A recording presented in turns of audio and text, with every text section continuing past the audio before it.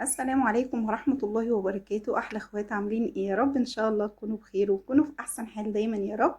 النهاردة الفيديو بسيط جدا بس هيفيد ناس كتيرة. انا اولا كنت واقعة في الحاجة دي، وكانت المحشي كان بيطلع معايا مش مستوي في اكتر الاوقات، والحمد لله دلوقتي المحشي بيطلع معايا جميل جدا.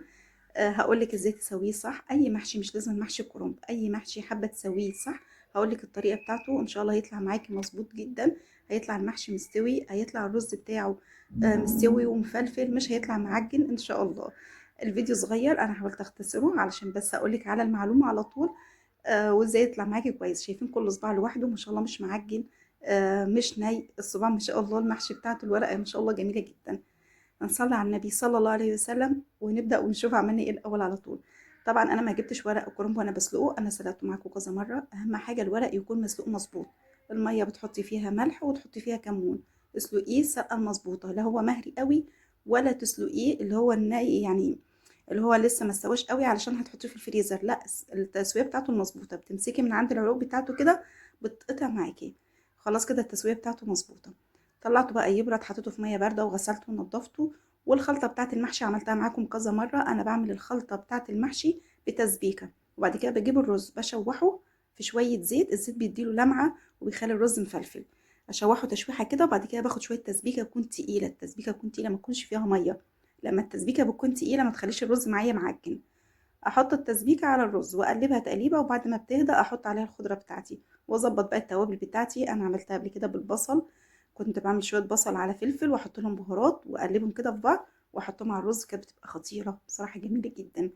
خلاص عملنا الخلطه بتاعه المحشي وحشينا الكرنب وكل حاجه. هنا بقى اهم حاجه، اهم خطوه بقى عشان يطلع معاكي مظبوط.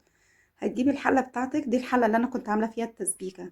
بفضي التسبيكه بقى في حاجه صغيره، او لو مش محتاجاها بحطها في اكياس في الفريزر، واروح واخده الحله حاشيه فيها.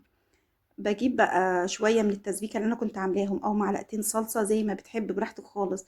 وبجيب مكعبين مرق عشان ما كانش عندي شوربه. انا كنت عامله كده من غير لحوم. في اليوم ده كان عندي الكرنبه كانت لسه جايه صبحه، فحبيت اعملها من غير لحوم عادي، بتكون جميله جدا والله. حطيت مكعبين مرق وحطيت شويه تسبيكه من اللي كانوا عندي وشويه زيت وشويه سمنه، وحطيت عليهم الميه اللي بتغلي. قلبتهم ودقت الملح بتاعي لقيته مظبوط خلاص. محتاج ملح تاني؟ لا. اهم حاجه بقى وانتي بتسوي تحطي طبعا الشوربه على المحشي، وترجي الحله كده تخلي الشوربه تنزل لتحت. لازما الرجه دي علشان الشوربه تنزل لتحت عشان الكرنب ما يشدش معاكي. انا على فكره مش حاطه له ورق من تحت ولا حاجه، وطالع معايا ما شاء الله جميل. مفيش حاجه لازقه في الحله. اهم حاجه بقى الشعله اللي انتي هتسوي عليها المحشي بتاعك ما تكونش صغيره عن الحله. يعني ما تكونش الحله معايا كبيره واحطه على شعله صغيره، هيطيب من النص ومن على الحروف هتلاقيه ني. فلازم تكون الشعلة اللي انت حاطه عليها الحلة يعتبر كده قريبة من الحلة اللي انت حطاها. حلة كبيرة يبقى حطيها على الشعلة الكبيرة.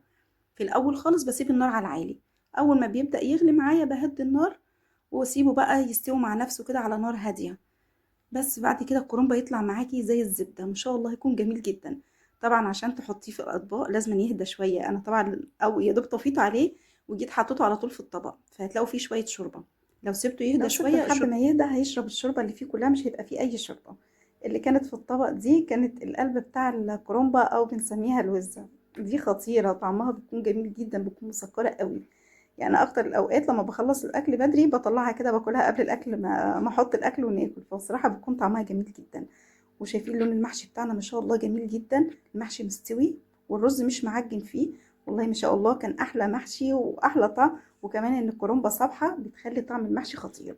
يا رب ان شاء الله يكون الفيديو عجبكم وتكونوا استفدتوا باي معلومه. متنسوش اختكم من اللايك. مع الف سلامه والسلام عليكم.